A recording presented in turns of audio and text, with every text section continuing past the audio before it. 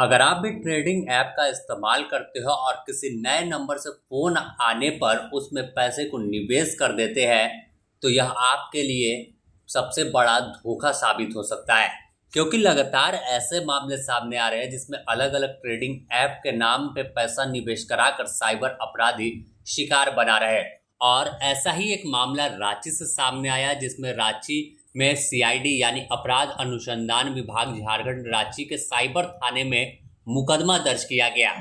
इस मामले में जब जांच शुरू हुई तो पता चला कि 44 लाख रुपए की ठगी की गई है। दर्ज कांड के मुताबिक व्हाट्सएप के माध्यम से दिए गए फर्जी ट्रेडिंग ऐप जो है कैंटिलॉन में निवेश करने के लिए बहलाया गया। उसे इस तरह से इन्फ्लुएंस किया गया कि इस ऐप को आप डाउनलोड कीजिए और इसमें आप पैसे इन्वेस्ट कीजिए। इसके बाद आप इस तरह से आपका पैसा दोगुना हो जाएगा, तीगुना हो जाएगा और डूबने का चांस नहीं है। इस झांसे में व्यक्ति आ गया और इसके बाद साइबर फ्रॉड कैंटिलोन नामक एक फर्जी ऐप के जरिए उसमें नकली मुनाफा दिखाते हुए निवेश पर असली रिटर्न का भ्रम पैदा कर 44 लाख रुपए अलग अलग व्यक्तियों के नाम से खोले गए बैंक खाते में ठगी कर ट्रांसफर कर दिया। जब उसे पता चला कि उसके साथ धोखा हो गया, वह ठगी का शिकार हुआ है,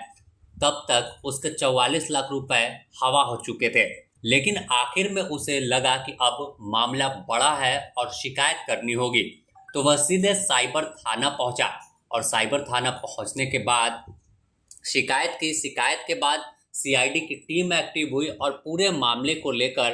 रेस हुई, जांच शुरू की। तो जानकारी मिली कि साइबर अपराधी देवघर में बैठकर ठगी का शिकार बना रहा है और सिर्फ यह रांची के युवक को नहीं बल्कि देश के कोने कोने में बैठे कई युवकों को निशाना बना चुका है।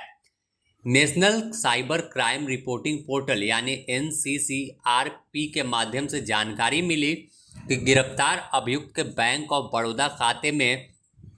तेलंगाना के 4 मामले हैं, उत्तराखंड के 1, झारखंड के 1, छत्तीसगढ़ के 2, पश्चिम बंगाल के 1, तमिलनाडु के 4, राजस्थान के 1, मध्य प्रदेश का 1, महाराष्ट्र का 4,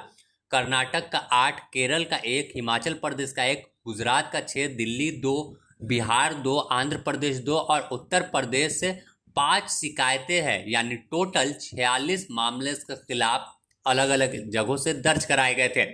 तो यह बड़ा खुलासा अब सीआईडी ने कर दिया और सीधे तौर पर अब ऐसे में इस गिरफ्तार व्यक्ति से पूछताछ की गई है और इसके पास से जो सामान बरामद हुआ है, मोबाइल फोन, सिम 2 और कांड से संबंधित व्हाट्सएप चैट और खाते का जो लेन देन का ब्यौरा है वो हुआ है।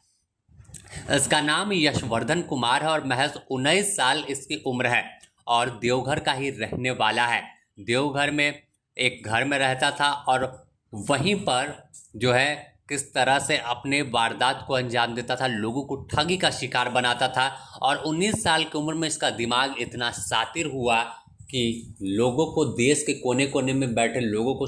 ठगी का शिकार बनाकर खुद करोड़पति बन गया। इससे बचने के अगर तरीके आपको बताया तो सबसे सीधा है कि व्हाट्सएप, टेलीग्राम और गूगल ऐड के माध्यम से अगर कोई आप पे ऑफर वाला एडवर्टाइजमेंट आता है तो उस लिंक पर क्लिक ना करें या किसी भी वेब पोर्टल या एप्लीकेशन पर अपनी जानकारी साझा न करें। इन्वेस्टमेंट के नाम पर व्हाट्सएप, टेलीग्राम के माध्यम से मिलने वाले बैंक अकाउंट, यूपीआई आईडी में पैसे जमा न करें, नहीं तो आपके साथ भी ऐसा हो सकता है। इन्वेस्टमेंट के लिए जो सरकार के द्वारा अधिकृत एप्लीकेशन है वहां निवेश करें। निवेश करने से पहले उसकी जानकारी जांच ले, उसके तमाम जो